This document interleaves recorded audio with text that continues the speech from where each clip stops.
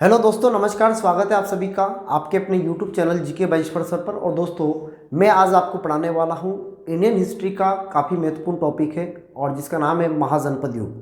देखिए, काफ़ी बच्चे परेशान हो जाते हैं महाजनपद युग को। ये एक्चुअली ये 10th 12th में भी काफ़ी अच्छी मात्रा में जो आर्ट्स के बैकग्राउंड के बच्चे होते हैं या 10th में जो बच्चे होते हैं उनके यहाँ पर भी ये महाजनपद युग भी आता है। तो ये जो मैं वीडियो डाल रहा हूँ ये सभी के लिए काम का है। ये चाहे आप कंपटीशन की तैयारी कर रहे हो, राजस्थान रीट की एग्ज़ाम की तैयारी कर रहे हो, या चाहे आप एमपी पुलिस या एमपी पीएससी की तैयारी कर रहे हो, मतलब हर एग्ज़ाम में ये प्रश्न यहाँ से बनता है। तो दिक्कत इस बात की आती है कि राजधानियाँ याद नहीं रहती है, क्योंकि 16 महाजनपद है। अब 16 महाजनपद की राजधानियों को याद करना बड़ा थोड़ा टफ हो जाता है। तो मैंने एक प्रयास किया छोटा सा कि थोड़ा सा इसको जो है राजधानियों को याद कराने का मैंने एक थोड़ा सा एक ट्रिक ये मान लो, आप तो ट्रिक ही बता रहा हूँ मैं आपको। तो थोड़ा सा याद करने का एक फार्मूला मैं आपको समझाने की कोशिश करूँगा, हो सकता है आपको समझ में आ जाए। तो ध्यान दीजिएगा दोस्तों, बहुत ही शानदार तरीके से अपन पढ़ने का प्रयास करते हैं। पहली बात तो यह है कि जो हमारे भारत में महाजनपद काल चलता है, तो महाजनपद का सन चलता है 600 ईसा पूर्व से लेकर 325 ईसा पूर्व तक। दूसरी बात, महाजनपद के बारे में मैं आपको बात बता देता हूं। देखिए, महाजनपद के बारे में दो जगह से हमें उल्लेख मिलता है। भाई पता कहाँ से चला अपन को? तो दो जगह से हमें पता चलता है कि महाजनपद जो थे ना, क्योंकि आप सभी को पता है जन से जनपद बनता है और जनपद से महाजनपद बनता है।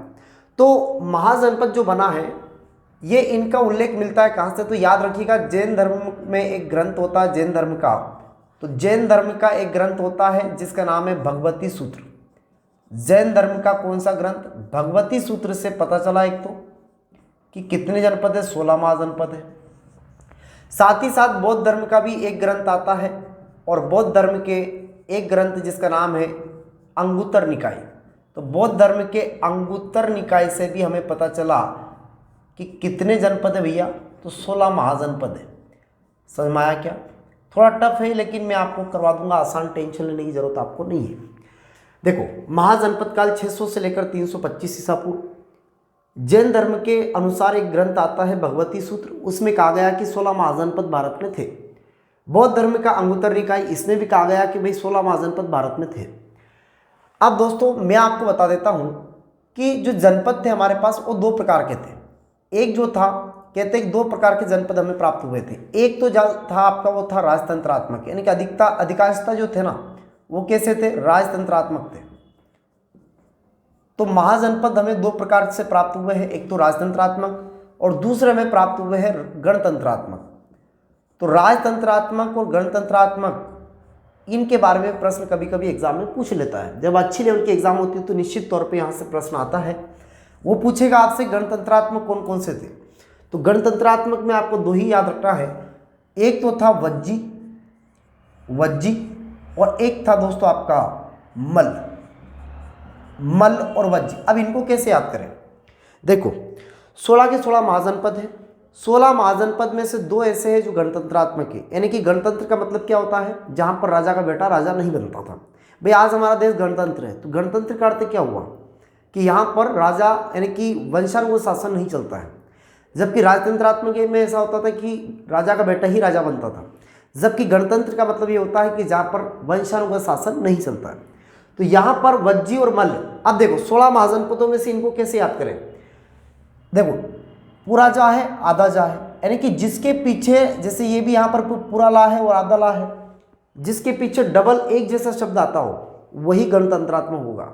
यानी कि 16 महाजनपद में से दो ऐसे शब्द हैं जिनमें लगभग ये आता है। मैं समझाने का एक प्रयास कर रहा हूँ आपको ताकि याद रहे। तो दोस्तों, राजतंत्रात्मक में बाकी जो अन्य वगैरह रहेंगे वो आपके इसमें आ जाएंगे और जो दो मेन है वो आपके इसमें आ जाएंगे। अब मैं 16 महाजनपद को याद कराने का प्रयास करूंगा। 16 महाजनपद को हम देखते हैं। तो ये थोड़ा सा आप इसका स्क्रीनशॉट लिखना चाहो तो ले लेना, नहीं तो अगर आप नोट्स बना रहे तो बहुत अच्छी बात है।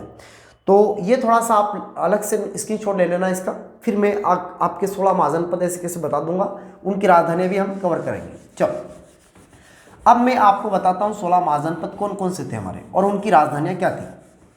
तो 16 महाजनपदों की राजधानियाँ हम देख लेते हैं। देखो, 16 महाजनपदों की राजधानियाँ मैं आपको बताने का प्रयास करता हूँ। देखो, सबसे पहले थोड़ा टफ टॉपिक है लेकिन हो जाएगा याद, मैं बता रहा हूँ आपको, है ना। ये राजधानियाँ वगैरह याद नहीं होती है ना, तो मैं आज इसका बताता हूँ आपको कैसे याद करना है। देखो, यहाँ सबसे पहले भारत के बाहर दो जनपद थे, यानी कि भारत से थोड़ा बाहर थे। एक का नाम तो है गंधार, यहाँ पर पड़ता है गंधार। गंधार जनपद एक तो यहाँ पर था, यही जनपद है जहाँ पर चाणक्य ने पढ़ाई वगैरह पढ़ाते थे। चाणक्य जी यहाँ पर, तक्षशिला पड़ता है यहाँ पर। तो देखिएगा गंधार जनपद पड़ता है यहाँ पर।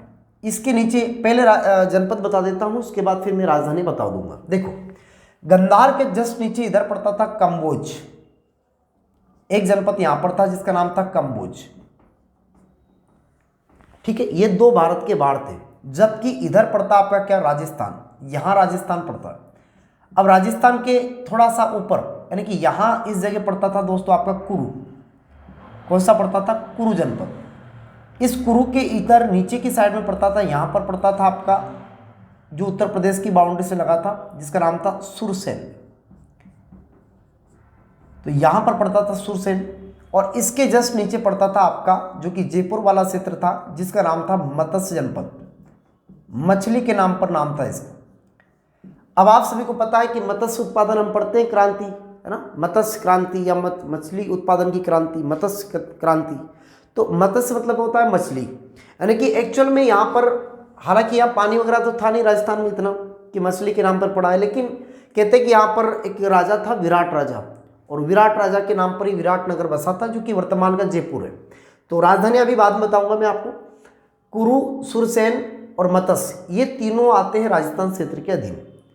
ये कम्बोज और गंधार बाहर थे भारत के, यहां तक समझ में आया होगा। अब दोस्तों दो आ नाम के हैं, यानी कि अब अनाराम पढ़ते हैं तो सबसे पहले आ आता है। तो आ नाम के जो दो है ना, उनको आपको दक्षिण भारत में ले जाना है। यानी कि एक आ तो यहां रहेगा, एक आ थोड़ा और नीचे रहेगा, यानी कि ऊपर वाला जो आ है ना, इससे बनेगा आपका अवंती जनपद, जबकि नीचे वाला जो है ना, इससे बनेगा अश्मक जनपद। समझ में आया क्या? देखो दो आ है अनाराम में, दो आ तो होते हैं हमारे, तो दोनों को कहाँ ले जाना, दक्षिण भारत में ले जाना भाई। एक से बन जाएगा अवंती और दूसरे से बन जाएगा क्या, अश्मक। जो सबसे नीचे होगा वो अश्मक रहेगा। आगे बढ़ूं। अब दोस्तों मैं आपको एक तरीका बताता हूं।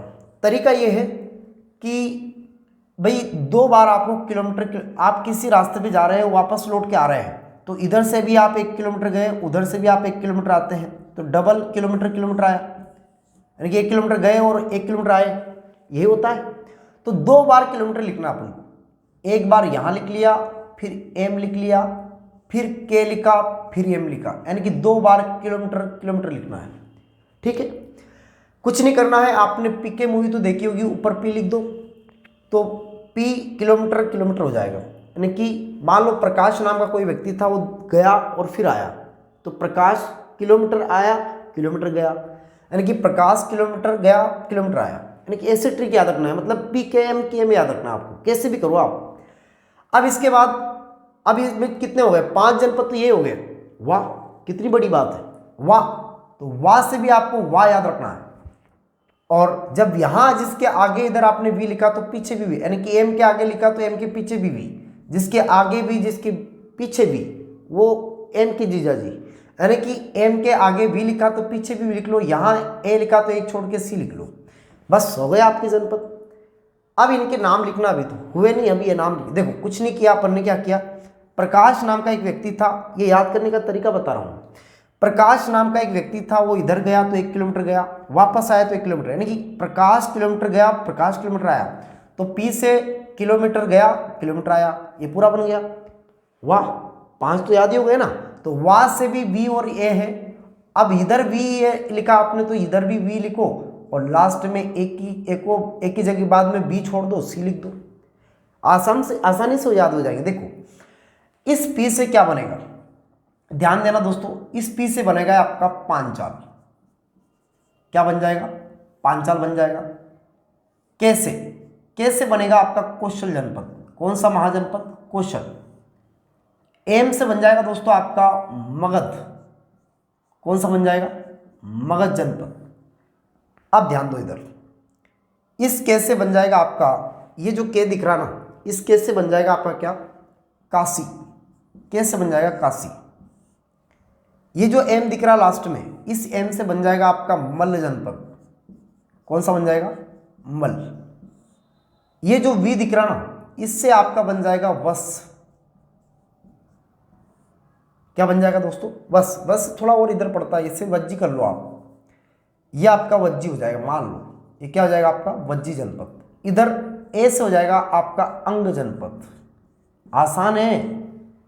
देखो, पी से पांचाल, के से कौशल, एम से मगध, के से काशी, एम से मल्ल, वी से वज्जी, ए से अंग। अब दिक्कत यहाँ आती है कि यहाँ भी वी है, यहाँ भी वी है। तो दोस्तों एक से वत्स बनेगा, एक से वज्जी बनेगा, यानी कि इस वी से आप वस्त बना लो, वत्स जनपद इधर लिख लो आप। अब बच्चा सी, वी तो हो गया, सी बचा। सी से बनेगा दोस्तों क्या आपका चेंदी।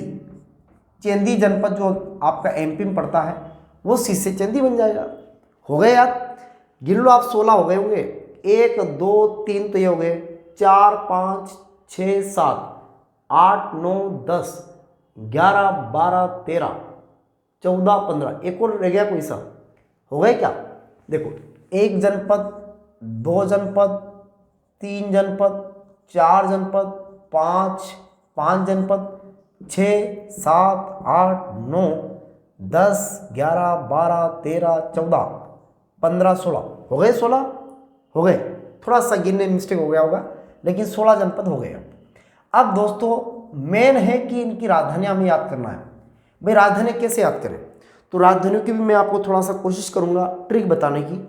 हम कैसे याद, देखो मेन मुद्दा ये नहीं है कि याद कैसे करें, हमें ये देखना है कि ये चीज़ याद कैसे होगी। जितना हो सके आसान करो उसको। तो कोशिश हमने की है, बाकी नहीं समझ में आया तो 1 2 बार और रिवीजन करवा देंगे। वैसे भी आप वीडियो को पीछे करके देख सकते हैं। अब ध्यान दो इनकी राजधानियाँ। देखो याद करने का तरीका क्या होता है, राजधानियों को याद करने का तरीका बता रहा हूँ। ये पढ़ो आप, गंधार लिखा रहा है, गंधार, धार। तो धार किस पे करते हैं अपन? धार किस पे करते हैं भाई? शिला पे करते हैं। शिला मतलब पत्थर पे करते हैं। तो अगर तीक्ष्ण धार करना आपको, तीक्ष्ण मतलब तीखी धार करना है, तीखी धार, मान लो तलवार में धार करना है, तो धार करने के लिए गंधार धार करना है तो तक्षशिला करना पड़ेगा आपको, यानी कि शिला पर धार की जाती है। तो दोस्तों इसकी राजधानी क्या हो जाएगी? शिला, यानी कि तक्षशिला हो जाएगी। गंधार धार करने के लिए आपको तक्षशिला, शिला पे धार करना पड़ेगी, इसलिए तक्षशिला आपको राजधानी याद करना पड़ेगा। याद हो जाएगा, आसान। कम्बोज, कम बोझ, यानी कि बोझ को कम करने के लिए कुछ ना कुछ चीज़ हटानी पड़ेगी आपको। भाई हटानी पड़ेगी कि नहीं पड़ेगी? मान लो बोझ कम करना है तो हटाना पड़ेगा। तो हटाने से याद रखना है दोस्तों, इसकी राजधानी हो जाएगी हाटक। कम बोझ करने के लिए कुछ तो हटाना पड़ेगा, राजधानी हो जाएगी हाटक। भाई धार करना है तो शिला पे धार करोगे, कम बोझ करना है तो कुछ हटाना पड़ेगा। होगा कि नहीं होगा याद? देखो आराम से याद हो जाएगा। कंधार, धार से हो जाएगा, गंधार से धार, धार शिला पे करते हैं। कम बोझ, बोझ कम करने के लिए कुछ हटाना पड़ेगा तो हटक हो जाएगा। दो तो याद हो गए। अब देखो आगे, ये जो कुरु है ना, कुरु की ऐसा बताते हैं 2 राजधानियां थी। वैसे इसकी एक तो इंद्रप्रस्थ थी, इंद्रप्रस्थ, इंद्रप्रस्थ। एक और राजधानी बताते हैं इसकी हस्तिनापुर, हस्तिनापुर। तो कुरु की आपको 2 मेनली राजधानी याद करना है। एक तो ऊपर है आपकी हस्तिनापुर, एक की इंद्रप्रस्थ है। ये थोड़ा सा याद कर लेना आप, क्योंकि इंद्रप्रस्थ वाला जो कि दिल्ली वाला क्षेत्र है, कुरु जो कि हरियाणा में पड़ता है आपका, हरियाणा क्षेत्र में। तो कहते हैं कि यहाँ पर 2 राजधानियाँ थी, एक हस्तिनापुर थी, एक इंद्रप्रस्थ थी। सुरसेन जो कि आपका यूपी मथुरा से लगा हुआ क्षेत्र है, तो सुरसेन की निश्चित सी बात है कि राजधानी क्या होगी? मथुरा ही होगी। तो सुरसेन की मथुरा राजधानी थी। अब दोस्तों आते हैं हम किधर? मछली की तरफ। मछली मतलब मत्स्य जनपद। तो यहाँ का राजा क्या था? विराट राजा था। कहते हैं कि विराट राजा ने विराटनगर बसाया और मत्स्य की राजधानी विराटनगर कर दी थी, जो कि वर्तमान का जयपुर वाला क्षेत्र है। तो दोस्तों मत्स्य की राजधानी विराट। आप तो ऐसे याद रख लो, मछली थी और मछली बहुत विराट थी, यानी कि बड़ी मछली थी, इसलिए विराट हो गई वो, इसलिए नाम विराटनगर पड़ गया। ठीक है, ऐसे याद कर लो आप तो। ठीक है, तो कुरु की कुरुक्षेत्र या फिर इंद्रप्रस्थ या फिर हस्तिनापुर। तो कुरु की इंद्रप्रस्थ और हस्तिनापुर हो जाएगी, सुरसेन की मथुरा और मत्स्य की आपकी विराटनगर हो जाएगी। कंधार की धार करना है तो शिला पे करेंगे, तक्षशिला हो जाएगी। और कम्बोज करने के लिए कुछ हटाना पड़ेगा तो हटक से हटक हो जाएगी। ठीक है, यहाँ तक तो हो गया होगा। अब दोस्तों इधर आते हैं, भाई पांचाल है। तो पांचाल में ऐसा है कि पांचाल की 2 राजधानियाँ थी, ये पांचाल को दो भागों में बांटा था, दो भागों में पांचाल बटा था। उत्तरी पांचाल अलग था और दक्षिणी पांचाल अलग था। उत्तरी पांचाल की राजधानी जो थी ना वो थी आपकी अहिछत्र, अहिछत्र। और दक्षिणी पांचाल की जो राजधानी थी ना ये थी दोस्तों आपका कौंपिल्य, जो कि वर्तमान का अगर देखा जाए तो वर्तमान का आपका पड़ जाएगा ये कन्नौज वाला क्षेत्र। कौंपिल्य, कौंपिल्य मतलब कन्नौज, यानी कि वर्तमान का कन्नौज है। जबकि अहिछत्र जो कि वर्तमान का आपका बरेली वगैरह क्षेत्र जो पड़ता है वो आपका आ जाता है। अब दोस्तों कौशल की बात करता हूँ।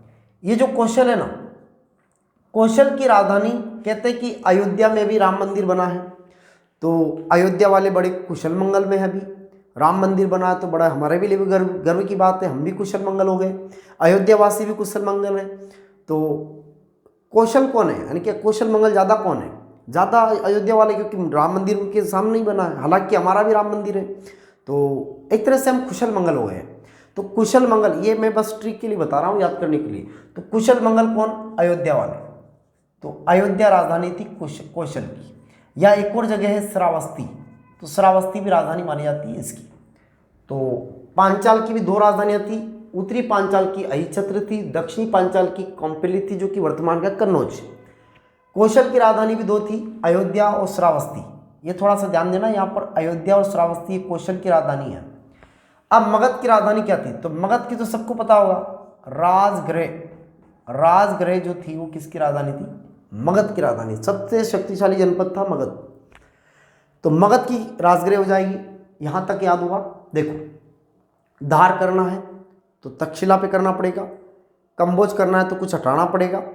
कुरु की हस्तिनापुर और आपकी इंद्रप्रस्थ हो जाएगी, सूरसेन की मथुरा हो जाएगी। मछली कैसी, विराट है, यानी कि मत्स्य की राजधानी विराटनगर हो जाएगी। पांचाल की दो राजधानियाँ थी, उत्तरी पांचाल की अहिछत्र थी, दक्षिणी पांचाल की आपकी कौंपिल्य थी जो कि वर्तमान का कन्नौज। कौशल अयोध्या और श्रावस्ती यानी कुशल मंगल अयोध्या वाले, और मगध की राजगृह थी क्योंकि राजा यहीं पर आए थे सबसे पहले। तो मगध जो था, क्योंकि वृहदत्त जो था वो सबसे पहले मगध का स्थापना का श्रेय माना जाता है वृहदत्त को। तो कहते हैं कि वृहदत्त जो था वो सबसे पहले राजा यहीं आए थे, आप तो ऐसे याद रखो। तो मगध में राजा आया, इसका मतलब राजगृह राजधानी मगध की रहेगी। अब ध्यान देना दोस्तों, मगध हो गया। अब इधर वज्जी, वज्जी की राजधानी थोड़ी सी याद करनी पड़ेगी आपको। वज्जी की राजधानी विदेह है, विदेह। फिर आगे ध्यान देना दोस्तों, चंपा। अब चंपा नगरी जो थी ना वो राजधानी थी अंग की। जैसे मान लो कोई चंपा, कोई आदमी है मान लो, उसका थोड़ा सा पैर टूटा हुआ, मान लीजिए कोई भी हो, XYZ कोई भी हो सकता है, तो उसका पैर टूटा यानी कि वो अंग थोड़ा सा उसका टूटा हुआ, तो चंपा का अंग टूटा हुआ है ना। अपने ऊपर नहीं लेना है, बस ट्रिक के आधार पर बता रहा हूँ। तो अंग जो हो जाएगा यहाँ पर क्या हो जाएगा, चंपा का है। तो अंग किसका, चंपा का अंग, यानी कि अंग राजधानी, मतलब अंग की राजधानी किसकी हो जाएगी, चंपा की। जैसे मैं कर्ण राजा, मैं अंग का राजा कर्ण, तो कर्ण यानी कि प्रांत है उस समय के। तो अंग जो है ना वो चंपा की राजधानी, यानी कि चंपा राजधानी है, चंपा नगरी बोलते हैं वैसे इसको। काशी तो आप सभी को पता है, काशी वाराणसी सब इसी के नाम है। तो काशी की राजधानी वाराणसी थी, काशी की राजधानी कहाँ पर थी, वाराणसी। अगला है मल्ल। देखिए दोस्तों मल्ल जो है ना, जिसे हम बोलते हैं, कोई दोस्त अगर आपसे बहुत दिनों में मिलता है तो आपको बड़ी खुशी होती है, होती ही नहीं होती है। मान लो आपका पुराना मित्र आपको मिल रहा है, तो मल्ल से जब मिलेगा ना तो बड़ी खुशी होगी। तो कुछ नहीं, कुशीनगर हो जाएगा, और क्या, राजधानी इसकी हो जाएगी कुशीनगर। लियो जी, कुशीनगर हो गया। इधर वाले हो गए देखो आप, पांचाल का, उत्तरी पांचाल का अहिछत्र, दक्षिणी का कौंपिल्य, है ना। इसके बाद में आपका कौशल का कुशल मंगल कौन, अयोध्या वाले, उसी को श्रावस्ती बोलते हैं। मतलब श्रावस्ती हालांकि अलग राजधानी है, लेकिन श्रावस्ती भी इसी की है। मगध की राजगृह, क्योंकि राजा सबसे पहले मगध में बने। काशी की वाराणसी, काशी वाराणसी इसी का नाम है, इसी को बनारस। और इसके बाद में आपका मल जो मिलेगा आपको बहुत दिनों में, तो खुशी होगी, तो खुशी आपकी मल्ल किससे हो जाएगी, तो मल्ल की राजधानी कुशीनगर हो जाएगी। अंग किसका, चंपा का अंग टूटा हुआ है, तो चंपा अंग हो जाएगी, यानी कि अंग की राजधानी चंपा नगरी हो जाएगी। और वज्जी की थोड़ी याद रखनी, वाद से वज्जी, वाद से विदे, थोड़ा सा याद कर लेना। अब दोस्तों ध्यान देना आगे, वश जो है ना, वश की राजधानी, जैसे वश हम किसी को बोलते हैं, जैसे कोई राजा है, तो जैसे मान लो गौतम बुद्ध, तो उन्होंने अपने सारथी को बोला था कि चिन्ना चिन्ना तो नाम ले नहीं सकते हैं, तो सारथी को बोला है बस रथ को आगे बढ़ाओ। कोई राजा अगर किसी को पूछ रहा है तो ऐसे पूछता है, भाई है बस, ऐसे बोलता है। तो हम भी पूछ रहे किसी से रास्ता कि है बस कौशाम्बी किधर है बस कौशाम्बी किधर है। तो वत्स से जब पूछेंगे तो कौशाम्बी वत्स की राजधानी हो जाएगी। तो ऐसे याद कर लेना आप थोड़ा सा, वत्स की राजधानी हो जाएगी कौशाम्बी। क्या हो जाएगी दोस्तों? कौशाम्बी। तो वत्स की राजधानी कौशाम्बी हो जाएगी। अब बच्चा चेंदी, तो चेंदी की राजधानी, क्योंकि केन नदी का नाम क्या था? सुक्तिमती, तो इसकी राजधानी हो जाएगी क्या? सुक्तिमती। अब बच्चा अवंती और अश्मक। देखो दोस्तों, मैंने कहा था कि आ वाले जो है ना, दो अनाराम के आ, वो दोनों नीचे रहेंगे। सबसे नीचे अश्मक रहेगा। अवंती भी दो भागों में बटा था, ऐसे अवंती को दो भागों में बांट लो। उत्तरी अवंती अलग रहेगा, दक्षिणी अवंती अलग रहेगा। उत्तरी अवंती की राजधानी जो रहेगी ना, वो रहेगी आपकी उज्जैनी। जबकि दक्षिणी अवंती जो रहेगी ना, इसकी राजधानी रहेगी महिष्मती। महिष्मती का ही एक और नाम महेश्वर है, आप सभी को पता है। महिष्मती नगर की स्थापना यादव वंश के महिष्मती ने की थी, और मंदाता यानी कि जो ओमकारेश्वर की नगर की स्थापना की, वो है वंश के शासक ने की थी। तो थोड़ा सा इसके बारे में याद रखना है। महेश्वर जो है महिष्मती का ही नाम है, और ये खरगोन में पड़ता है। महेश्वर में जलप्रपात भी है सहस्त्रधारा, तो ये सबसे छोटा है जिसकी ऊंचाई 8 मीटर है। तो आप सभी को याद रखना है। तो दोस्तों ये आपके हो गए। अब बच्चा है कौन सा? अस्मक। अस्मक मतलब हसमत, बोलते हैं ना हसमत पगली, वही बात है। हसमक यानी कि अस्मक है। अस्मक मतलब हसमत। जब कोई व्यक्ति आप पर हंसता है, यानी कोई व्यक्ति, मान लो कोई बच्चा क्लास में प्रश्न पूछ रहा है तो सारे बच्चे हंसते हैं, तो इसका मतलब क्या है? उसकी इज्जत पोत रहे हैं। तो इज्जत पोतना मतलब हंसते हैं तो इज्जत पूती जाती है। तो पोतक से याद रखना है, पोतक, इसकी राजधानी पोतक है। पोतक को ही पोटक बोलते हैं, इसी को पोटली बोलते हैं। इसकी राजधानी पोटली। पोटक या पोटली नाम एक ही है, घबराने की कोई जरूरत नहीं। पहले इसका नाम प्रतिष्ठान हुआ करता था, पहले इसका प्राचीन नाम प्रतिष्ठान था, प्रतिष्ठान से पोतक हुआ, पोतक से पोटली हो गया। तो नाम एक ही है, टेंशन मत लेना, जगह वही है, बस नाम थोड़ा चेंजेस हुआ है, जगह वही है। तो प्रतिष्ठान से इसका पोतक हो गया, पोतक से फिर पोटली हो गया। तो अश्मक यानी कि किसी पर हंस रहे हैं तो उसकी इज्जत पोत रहे हैं, तो पोतक से पोतक और पोतक से पोटली याद हो जाएगा दोस्तों।